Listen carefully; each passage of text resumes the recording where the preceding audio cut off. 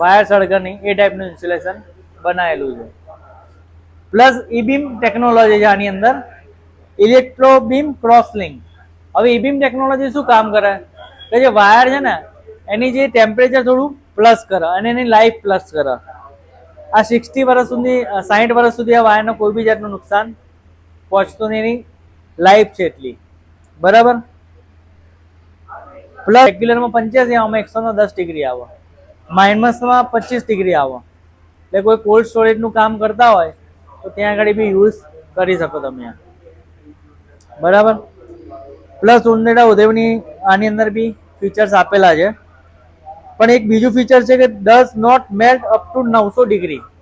આનો મતલબ એ છે કે જ્યારે બી આગ લાગે તો ઇન્સ્યુલેશન એની ઉપર 900 ડિગ્રી સુધી ઉપર રહે, ચોટેલું રહે, એટલે આગળ બીજા કોઈને નુકસાન ના પહોંચાડે. શોર્ટ સર્કિટ ટેમ્પરેચર આનું 300 ડિગ્રી છે, એટલે જ્યારે બી શોર્ટ સર્કિટ થાય એટલે એમસીબી ટ્રીપ થાય એમાં મિલી સેકન્ડ લાગે, સેકન્ડના બી મિલી સેકન્ડ લાગે, પણ એટલામાં વાયરિંગ એટલું સળગી જાય. પણ 300 ડિગ્રી સુધી આ વાયર સસ્ટેન કરી શકે. પ્લસ આનું એને ફરીથી વાયરિંગ 9 મીટરથી ખેંચાવવું પડે, પણ આ વાયર હોય તો એને ખેંચાવવું ના પડે, બરાબર. આ ફાયર એક્સ છે આપણો ઈ બીમ ટેકનોલોજી વાળો. આ સડકશે નહીં, ધુમાડો નહીં નીકળે, અને જ્યારે આગ બંધ થયેલો ઓટોમેટિક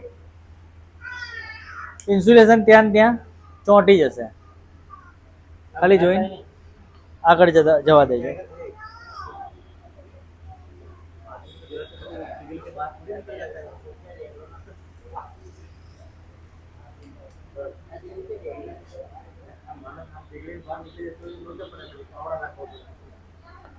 આ આપણો રેગ્યુલર એફઆર છે, બરાબર.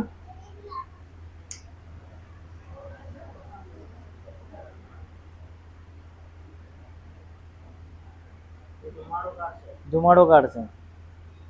હું જયારે આગ લઈ લઉં ને એટલે ઓટોમેટિક બંધ થઈ જવું જોઈએ. જો બંધ ના થાય તો એફઆર હા આગળ વધવા ના દે, બરાબર. બંધ થયેલો ઓટોમેટિક બંધ થઈ જાય. બીજું કે આપણું માર્કેટમાં ડુપ્લિકેશન આવતું હોય છે, એટલે કંપનીએ 2 ફીચર્સ આપેલા છે, બરાબર. હિડન ફીચર્સ 2 આપેલા છે. એક અહીંયા છે, આ જે માર્ક છે ને અહીંયા આપેલો છે, બરાબર. હા એ આપીશું. ના, બ્લુ કલરની યુવી વાળી જોઈએ.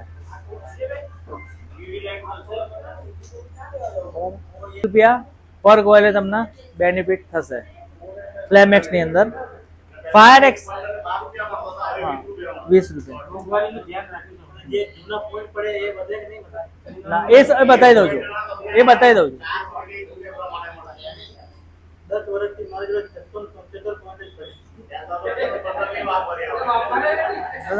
વાપરતા નહીં. બીજું કે ફાયર એક્સ તમે સ્કેન કરશો તો પહેલા 120 પોઈન્ટ એટલે 30 રૂપિયા આવતા હતા, અત્યારે સીધા 40 પોઈન્ટ એટલે 40 રૂપિયા પર કોઇલે તમને આની અંદર બેનિફિટ થશે. બીજું કે રેગ્યુલર વાયર કરતા ખાલી 8 થી 9% ડિફરન્સ છે આની અંદર. 8 થી 9% એટલે કઈ રીતે? એક્ઝામ્પલ, લાખ રૂપિયાનું આનું બિલ બને તો આનું બિલ બને ખાલી 1,08,000-9,000 ની આસપાસ. અને આની અંદર 245 જેટલા હાર્મફુલ જે તત્વો તો એટલા નીકાળીને ઇન્સ્યુલેશન આ બનાવેલું છે. એટલે તમે આ ગ્રીન વાયર ગણો તો ગ્રીન વાયર, ફાયર સેફ્ટી વાળો ગણો તો ફાયર સેફ્ટી વાળો, ઓલ ઇન વન આની અંદર આવી જાય બધા ફીચર્સ. એટલે તમારે કોઈ પાર્ટીના સમજાવવું હોય, કોઈ બંગલો ચાલતો હોય તો તમે કલ્પેશભાઈને કહી દેજો, તો હું ડેમો આપવા આવી જઈશ. પણ આપજો ઇન્કવાયરી તો થશે, નકર નહીં થાય, બરાબર ને.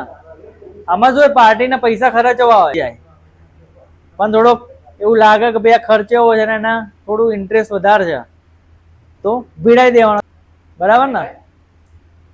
અને પહેલા જે પોઈન્ટ હતા, પહેલા ધારો કે તમારા 8,000 પોઈન્ટ, તમારે 31 માર્ચ પહેલા જે 8,000 પોઈન્ટ હશે એના કંપનીએ જાતે ઉપાડીને 8,000 ના સીધા 2,000 પોઈન્ટ તમને બતાવશે. એટલે જે પોઈન્ટ અત્યારે જે બતાવે છે એ એકચ્યુઅલમાં તમારા રૂપિયા છે. 8,000 ના 2,000 રૂપિયા મળે, બરાબર? એ ડાયરેક્ટ 2,000 રૂપિયા તમારા બતાવે છે. મતલબ 5 મિનિટ ખાલી. એની અંદર ના આની અંદર કઈ ડિફરન્ટ એટલો છે કે ક્લાસ 2 ક્લાસ 5. હવે ક્લાસ 2 ની અંદર કેવું હોય તો 14 તાર આવતા હતા અને 0.3 નો ગેજ આવતો હતો. આની અંદર 0.2 નો ગેજ અને 32 તાર કરી દીધા. એટલે આની ફ્લેક્સિબિલિટી પહેલા કરતા થોડી વધી ગઈ, તમને ખેંચવામાં મજા આવે. એટલે આ દરેક કંપની હવે ક્લાસ 5 કંડક્ટર જ કરી દીધું છે. એટલે એમાં કોઈ કોપરમાં ચોરી કે એવું કશું કર્યું નથી, એઝ ઇટ ઇઝ જ આવશે.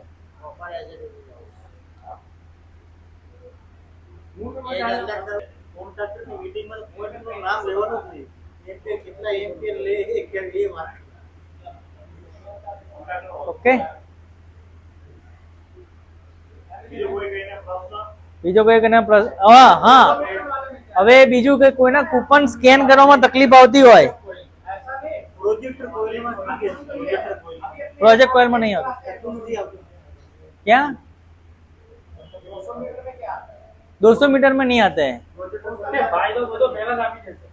देखो આપણી કૂપન અહીંયા ગાડી આવે છે. હવે અહીંયા બે કોડ આવે છે, બરાબર? પણ તમે જ્યારે થાય પ્લસ તમે ફેંકી દો તો ફેંકવાની નહીં. તમે શિવમમાંથી માલ ના આવ્યો હોય, પાર્ટી ડાયરેક્ટ ક્યાંક બીજેથી લઈ આવી હોય, પણ સ્કેન ના થતું હોય તો કૂપન મૂકી રાખવાની. શિવમમાંથી હશે તો બધો સ્કેન થઈ જ જશે, એ ગેરંટી મારી, બરાબર? એટલે કૂપન કોઈને ફેંકી નહીં દેવાની, મૂકી રાખવાની. તમારા કલ્પેશબેન ખાલી ત્યાં દુકાન જઈને બતાવી દેવાની, મને વોટ્સઅપ કરી દે, હું તમને ફોન કરીશ પછી. હા, બરાબર? એટલે કૂપન ફેંકી નહીં દેવાની.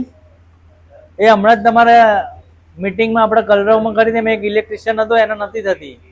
તમે જોઈ શકો છો આ એરિયો ઓળખીતો છે અને આપણે આવ્યા છીએ એક આરઆર કંપનીની મિટિંગની અંદર અને એ અહીંયા રાખેલી છે. તમે જોઈ શકો છો આ બહુ ઓળખીતી જગ્યા છે અને આ વિસ્તાર બી ઓળખીતો છે. તો તમને જેને પણ ખ્યાલ આવતો હોય આ વિસ્તાર કઈ જગ્યાનો છે તો પ્લીઝ કોમેન્ટ કરજો. અને હવે જઈશું આપણે આપણી અંદર જે આરઆર કંપનીની મિટિંગ છે એમાં, ત્યાં આપણે મિટિંગ કરી રહ્યા છે તો તમને એ પણ બતાવું છું.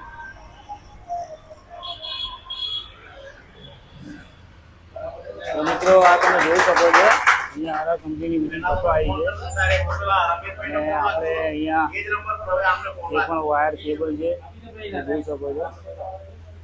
આ બધા વાયરમેનો છે.